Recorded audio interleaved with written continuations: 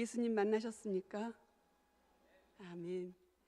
예수님을 만나면 우리의 가치관이 달라집니다. 그리고 인생에 대한 해석과 또 사물을 보는 눈이 달라집니다. 전에 보였던 것들이 안 보이고 또 안 보였던 것들이 이제 보이기 시작합니다. 그뿐만 아니라 땅에서 찾던 보물을 그만두고 이제는 하늘에서 우리가 보물을 찾습니다. 왜냐하면 땅의 보물은 더 이상 가치가 없다는 것을 알았기 때문입니다. 내가 부끄러워서 감추고 싶었던 일들, 그 일들이 오히려 감사해서 자랑스러워지고, 자랑했던 일들이 오히려 부끄러워서 정말 누가 알까봐 겁이 납니다. 이것이 은혜 받은 사람들의 모습이요, 또 저 높은 영적 고지를 향해서 나가는 그런 첫 발걸음입니다. 이제 어떤 한 랍비가 세상을 떠나면서 후계자를 뽑고자 문제를 냈습니다. 문제는 가장 높은 영적 깨우침이란 무엇인가, 이게 문제였습니다. 여러 그 제자들이 여러 가지로 이제 답변을 합니다. 그래도 이 랍비는 마음에 차는 것이 없었습니다. 이제 그때 한 젊은 제자가 이렇게 대답을 했습니다. 언제나 기꺼이 주고 준 것은 기억조차 하지 않는 것입니다. 빙고. 예. 이 대답으로 이 랍비의 마음을 흡족하게 하고 이 젊은 제자가 이제 후계자가 되었다는 이야기입니다. 이 랍비의 질문과 제자의 대답을 볼 때 정말 오른손이 하는 일을 왼손이 모르게 하라 하는 그 예수님의 말씀이 생각이 납니다. 기꺼이 주고 준 것은 준 것조차 기억하지 않는, 기억나지 않는, 기억하지 않는 것보다 기억나지 않는, 그런 것이 영적으로 상당히 높은 경지에 있는 깨달음을 얻은 그런 모습이라고 이렇게 오늘 얘기를 합니다. 정말 얼마나 놀라운 일입니까? 얼마나 부러운 일입니까? 얼마나 정말 우리가 바라는 일입니까? 내가 기꺼이 주었지만 준 것조차도 기억나지 않을 정도의 우리들의 삶이라면, 우리들의 신앙이라면 더 바랄 것이 없을 것입니다. 사랑하는 독생자를 십자가에 죽게까지 하면서 나를 살리셨던, 그렇지만 생색내지 않으시고 공치사하지 않으시고 나에게 어떤 대가도 요구하지 않으시고 내가 배신해도 그 배신한 나까지도 다시 받아주시고 용서하시는 우리 하나님의 사랑, 그 아가페의 사랑, 그 사랑만이 우리를 영적으로 높은 고지에 올려놓을 것입니다. 오늘 본문 말씀처럼 나는 죽었고 그리스도로 다시 살아 주님의 생명을 품고 위의 것을 찾으며 아가페의 사랑을 실천하려고 오늘도 우리는 저 높은 곳을 향하여 앞으로 나갑니다. 이 아가페의 사랑을 자기 삶에서 실천하는 그 사람이 가장 높은 영적인 경지에 오른 사람이라고 볼 수가 있겠습니다. 그렇다면 이 영적 고지, 저 높은 곳을 향해서 나가기 위해서 우리는 어떻게 나의 영적 훈련을 해야 할까? 두 가지만 생각해 보기로 하겠습니다. 첫 번째는 믿음, 소망, 사랑, 이 세 가지의 배합을 잘하는, 그래서 우리의 신앙 인격이 정말 성숙해지는 그런 모습이 되고자 우리가 영적 훈련을 해야 할 것으로 생각합니다. 어떤 사람이 망치 하나로 굉장히 중요한 일을 하면서 고수익을 올리는 사람이 있었답니다. 그 사람 망치 하나를 가지고 건물에 벽도 두들겨보고 바닥도 두들겨보고 기둥도 두들겨보면서 이 건물이 잘 지어졌나, 튼튼하게 지어졌나, 그것을 검사하는 그런 사람이라고 합니다. 그래서 이게 두들겨보면 시멘트와 철근과 모래, 이 세 가지가 잘 배합이 된 건물은 이렇게 두들겼을 때 소리가 아주 탄탄하게 잘 난답니다. 그런데 시멘트와 철근을 조금만 넣고 모래를 잔뜩 집어넣고 지은 건물은 이렇게 망치로 두들기면 퍽퍽 그런 소리, 낮은 소리가 난다고 합니다. 우리가 수박 살 때 꼭 해보는 거 있죠? 두들겨 보죠. 그래서 어떤 수박을 고릅니까? 맑고 높은 소리가 나는 탱탱한 소리가 나는 그런 수박을 우리가 고릅니다. 왜? 그 수박이 아주 맛있게 익은 것을 알기 때문에 그렇습니다. 이렇듯이 우리 사람도, 우리 신앙인들도 시멘트와 철근과 모래의 배합이 잘 됐을 때 튼튼한 건물이 지어지는 것처럼 믿음과 소망과 사랑, 이것이 잘 배합이 되어서 내 신앙의 인격, 내 신앙생활, 나의 영적인 그런 상태를 아주 단단하게, 아름답게 그렇게 보여지게 되리라고 봅니다. 지금 말씀드린 대로 믿음과 소망과 사랑이 잘 배합된 그런 신앙이라면 이렇게 두들겼을 때 무슨 소리가 날까요? 아마도 아름다운 것을 보고는 막 찬사를 내뿜을 것입니다. 또 남들이 잘 되는 것을 보면 함께 기뻐하고 칭찬하는 소리를 낼 것입니다. 그리고 감사하고 격려하는 그런 웃음소리가 그 사람에게서는 날마다 이렇게 뿜어져 나올 것입니다. 그러나 그 사람에게도 때로는 외로울 때가 있을 거예요. 외로울 때는 무슨 소리가 날까요? 찬송 소리가 나겠죠. 어려울 때는 무슨 소리가 날까요? 기도 소리가 나겠죠. 혼란이 생길 때가 있습니다. 그럴 때는 고요히 침묵하면서 그 침묵 속에서 세미한 음성을 들려주시는 우리 주님을 만날 것입니다. 그리고는 항상 환한 얼굴로 또 깊이 있고 그리고 진중한 여유 있는 그런 웃음이 또 웃음소리가 그 사람에게서 끊이지 않을 것입니다. 그는 한편 두들겨 봤는데 믿음과 소망과 사랑이 잘 배합되지 않은 그런 소리가 또 날 수도 있습니다. 쉽게 유혹에 넘어가고 모래만 많이 배합을 한 그런 건물들은 금방 부셔질 것 같아요. 쉽게 유혹에 넘어가고 오히려 또 자기가 잘못된 것을 다른 사람에게 막 이렇게 씌우는, 그래서 남을 억울하게 하거나 이런 그 마음에 순수하지 못한 불순한 마음들이 있어서 짜증 섞인 소리, 죽겠다는 소리, 남을 원망하거나 불평하거나 그리고 헐뜯는 그런 소리들이 나겠죠. 그래서 우리는 나의 그 신앙 모습을 이렇게 비율을 따져볼 때 과연 나는 믿음과 소망과 사랑의 배합이 잘 균형 맞게 되어 있는가? 너무 믿음은 큰데 사랑과 소망이 적은가? 너무 소망은 큰데 믿음과 사랑이 적은가? 그런 그 나의 배합 비율을 한번 우리들이 점검해 보는 그런 시간이 있었으면 좋겠습니다. 두 번째로 생각할 수 있는 영적 훈련, 그것은 뭐냐면 익숙한 것들과 결별을 합시다. 다시 말하면 옛 모습을 벗어버리고 새 옷을, 믿음의 새 옷을 갈아입읍시다. 솔개 얘기를 들려드릴게요. 솔개는 40년을 살면 그 날개도 깃털도 무거워지고 또 부리와 발톱이 다 무뎌지고 이렇게 낡아진답니다. 그래서 하늘 높이 날아 올라가기도 힘들고 또 사냥을 하려면은 부리와 이 발톱들이 날카로워야지 확 사냥을 하는데 그런 게 막 둔해진답니다. 그래서 이 솔개는 이제 40년이 지나면은 혼자 산 꼭대기 올라가서 혼자 한 반년 동안 고독한 자기와의 싸움을 한대요. 그 고독할 뿐만 아니라 고통스러운 자기와의 싸움을 합니다. 그것은 뭐냐면 자기 부리를 돌이나 뭐 나무나 이런 데다 막 비벼가지고 그 부리를 뽑아낸답니다. 그래서 그 뿌리가 새로 날 때까지 기다리겠죠. 그러니까 생 부리를 뽑으려면 얼마나 우리 이 뽑아도 아픈데 얼마나 힘들겠습니까?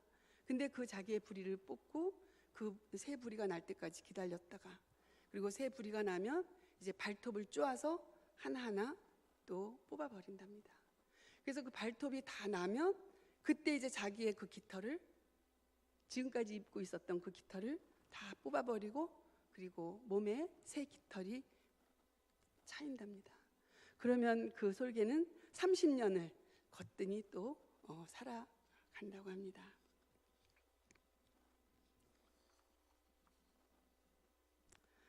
정말 이 혹독한 자기 갱신의 과정, 이 과정을 잘 견뎌낸 솔개는 남은 자기 인생의 후반전도 멋있게 살아갈 수가 있죠. 이 한 마리 솔개에 깃든 하나님의 섭리를 봅니다. 얘도 그러는데 우리들도 보면 20년, 30년, 40년 신앙생활을 쭉 하다 보니까 너무 익숙해지고 또 익숙해지니까 무뎌지고 게을러지고 뭐 습관적인 믿음이 돼버리다 보면은 영적인 민감성도 많이 떨어집니다. 그렇기 때문에 기쁨도 없고 또 내가 처음 사명을 받을 때는 정말 감격적인 감동을 가지고 그 사명을 받았지만 그 사명감은 이제 책임감으로 너무 무겁게 느껴지고 어깨를 누르고 그래서 이제 마지못해 그래도 몇십 년 믿은 그런 믿음의 선배가 되었으니까 신용은 내야 되지 않겠나 해서 그런 그 모습으로 살아갈 때도 있습니다. 자, 오늘 나에게 둔해진 불이 무뎌진 발톱은 어떤 모습일까요? 내가 나를 한번 다 되돌아보면서 나의 게으르고 무뎌진, 무감각해진, 민감성이 떨어진 그런 부분들을 하나님 앞에 다 내어놓고 나를 솔직히 드러내서 그것들을 찾아서 뽑아내고 그리고 솔개가 새로운 깃털로 갈아입듯이 우리도 새 사람으로 세워지는 영적인 자기 훈련을 게을리 해서는 안 될 것입니다.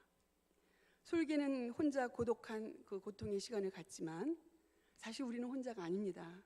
우리는 교회 공동체가 있고 우리의 신앙을 지도해 주시고 기도해 주시는 우리 목사님 계시고 또 우리 속도원들, 우리 선교회 회원들, 우리 모든 성도님들이 늘 같이 우리와 신앙생활을 합니다. 이제 이렇게 홀로 싸우는 솔개도 있지만 우리는 나의 신앙이 약해졌을 때 나를 위해서 기도해주는 또 내가 곁길로 가려고 할 때 나를 이끌어주는 그런 우리 믿음의 공동체, 믿음의 식구들이 있음을 생각하면서 그래도 솔개보다는 우리가 낫지 않나 이런 생각을 해보았습니다.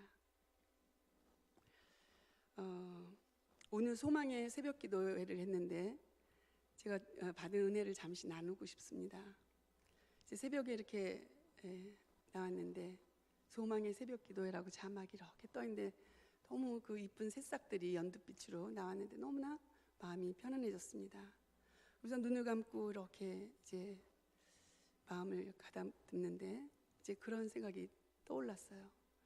누가 나를 위해서 이 새벽에 일찍 일어나서 예배당에 불을 다 켜놓았으며 누가 이 신새벽에 방송실에서 저렇게 자막을 띄우고 또 정말 편안한 우리의 영혼을 정말 어루만져주는 그런 찬송이 은은하게 이렇게 나오는가. 누가 나를 위해서 이 아침에 이렇게 아름답고 평화로운 자리를 마련해 주었는가. 너무너무 감사했습니다. 제가 무엇인데 이런 은혜를 받고 이런 자리에 앉아 있는가.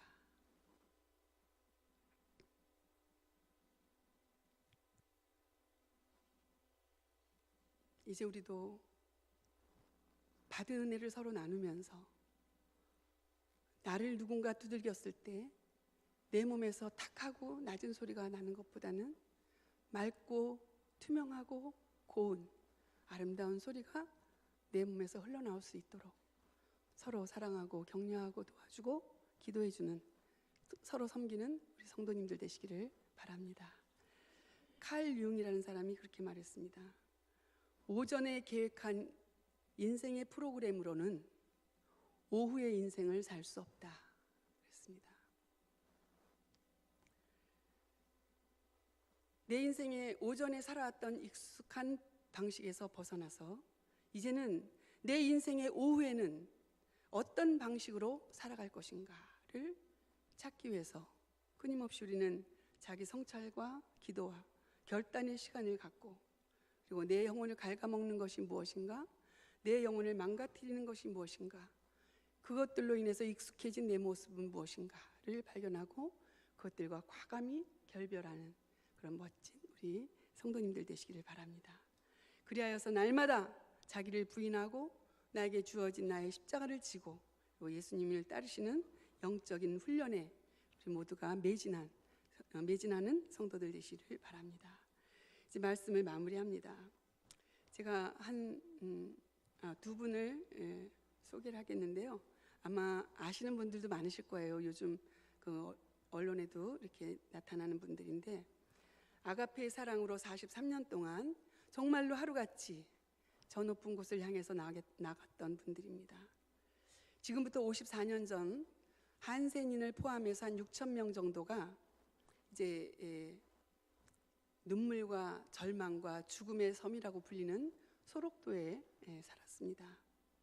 의사들조차도 그 한센인들과 접촉하기를 꺼려하는 그런 곳에 20대에 간호학과를 졸업한 수녀님 두 분이 이제 소록도로 들어왔습니다. 그분들은 그리스도 왕 수녀회의 소속이었습니다. 이 섬에 들어와서 의사들도 기피하는 그런 환자들과 함께 밥을 먹고, 그리고 맨손으로 그들을 진료하고 치료했습니다. 그 중에 한 명, 마리안느라는 분이 지난 4월 26일 날 한국에 들어왔어요. 국립 소록도 병원의 전신인 소록도 자회의원 100주년 기념 행사에 참석하기 위해서 11년 만에, 한국을 떠난 지 11년 만에 다시 돌아왔습니다. 돌아온 게 아니라 방문했습니다.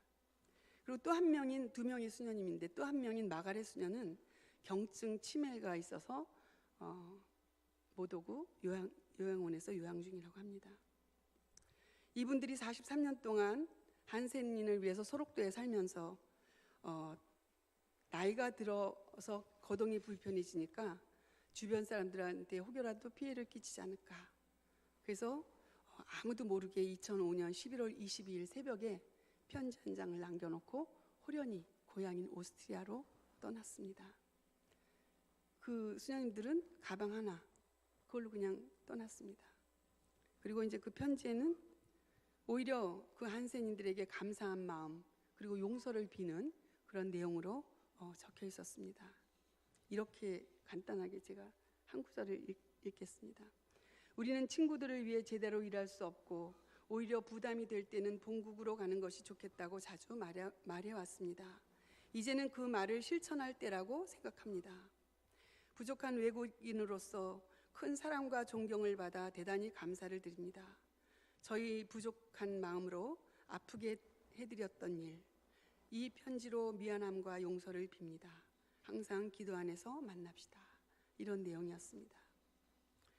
그들이 이제 한국에서 일할 때 그 소문이 나니까 언론사들이 막 인터뷰하자고 수차례 이렇게 접촉을 했지만 한 번도 응하지 않았답니다. 또 이제 정부나 지자체에서 상을 주겠다고 그렇게 여러 번 제안을 했지만 그 상도 한 번도 받지를 않고 거절했다고 합니다. 그래서 왜 거절했는가 물어봤더니 이렇게 대답을 했어요. 제가 한 보잘것없는 일로 칭찬받고 싶지 않았습니다. 내가 하는 일이 참 사소한 일인데 그렇게 인터뷰를 하고 상을 받다 보면 굉장한 일이 돼서 아주 큰 일을 하는 것처럼 오해받을까 봐 그것이 부담돼서 사양했다, 그 말이었습니다. 그러면서 그 40여 년 동안 소록도에서 한센병 환자들과 함께 생활했던 것이 특별하지 않은 곳에서 보낸 알릴 필요가 없는 일이었다, 이럽니다. 너무너무 감동이 되죠. 정말 누구도 기피하는, 누구도 정말 기뻐하실 수 없는 그 험한 일을 하면서 그것이 특별한 일도 아니고 알릴 필요도 없는 일이라고 그렇게 말하는 그 마리안나 수녀님의 그 영성의 높이는 얼마나 높을까.